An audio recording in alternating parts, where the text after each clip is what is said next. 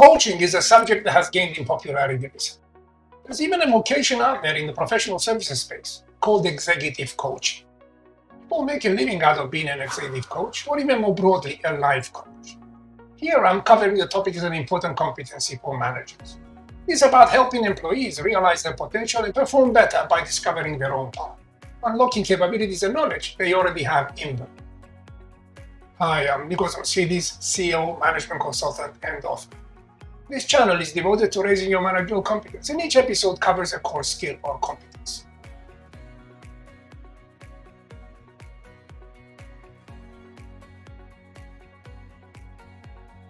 The coaching archetype comes from sports and typically revolves around the narrative of high achievement and winning, often combined with a narrative of character building.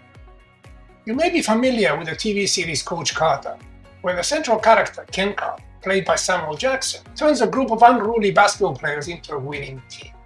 The key to this transformation was to set firm behavior standards and make the players believe in themselves. Now I want you to go home and look at your lives tonight. Look at your parents' lives and ask yourself, do I want better? If the answer is yes, I'll see you here tomorrow. Gentlemen, you told me you deserved to be here. Well, you're not playing like it. All season long, we played our game. Right now, you're playing theirs. Pedal to the metal.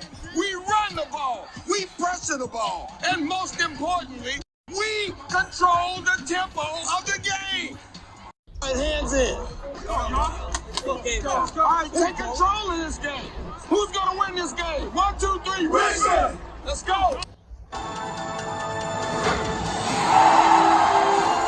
I came to coach basketball players and you became students. I came to teach boys and you became men. Of course, coaches in the sporting world go beyond just asking questions and typically direct or instruct their athletes. So this marks an important difference in how we use the term in modern management.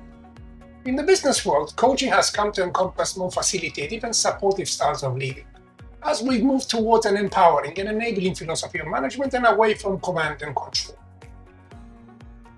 So let's first define what we mean by coaching in the context of modern organizations. Well, it largely involves helping your team members learn through questioning and probing, unlocking answers they have in them. You actively listen, pose questions, and paraphrase. So it is more about exploration and facilitation than direction. It differs from mentoring, even though these terms are often used interchangeably, as they are difficult to disentangle.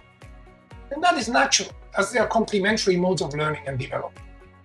Mentoring typically involves an individual with expertise in a given knowledge or skill domain, the mentor, and sharing this knowledge with someone who has less expertise, the mentee.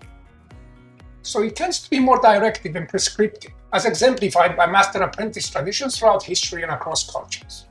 The fictional Harvey Specter in Suits plays a self-confident, high-flying lawyer who hires Mike Ross, a gifted young man who dropped out of university.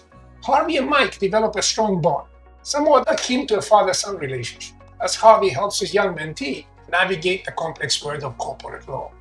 Harvey does slip into coaching mode on occasion, but the defining element of the relationship is more directive and prescriptive. Hence, he's more of a mentor than a coach. And it isn't because of me, it's because you're afraid you might have to admit that you're not as smart as you think you are. Listen, I'm sorry, and... Forget it.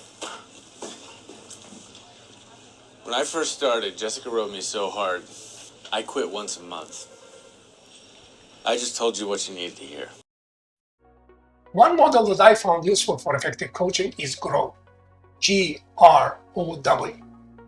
It helps structure the process through questions that clarify and guide. It stands for goals, reality, options, way, or way forward.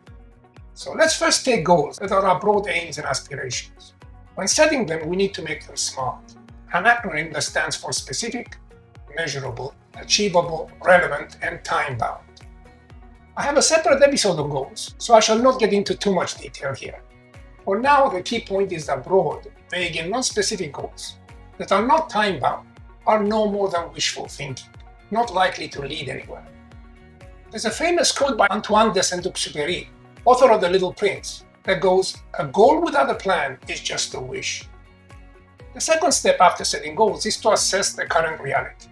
This includes an overview of where we are, our strengths and weaknesses, and where we'd like to see improvement. Then comes an examination of options. What viable alternatives are there? What is the range of possible actions we can take? Lastly, we consider the way forward, and who will be accountable for what. What actions are required, and who will do them? These are the commitments we need to make to achieve our goals. But for coaching to work, you must first build rapport and trust, a common theme throughout my episodes. You do this by listening carefully through insightful questions and letting the coachee discover his or her solutions. You help them think through the problem. You don't do the thinking for them. In fact, the skill of active listening is fundamental to effective coaching, so I've devoted an entire episode to just that. So I leave you with the following tips for effective coaching. Number 1, listen carefully and with empathy. Don't prejudge or jump to conclusions. Listen more, talk less. Number 2, when you respond, do it thoughtfully through questions rather than offering answers, using a structured framework like GROW. Number 3, resist the temptation to impose your own solution. Here's what I would do has no place in coaching. You facilitate, you don't impose. So long for now, and see you in the next episode.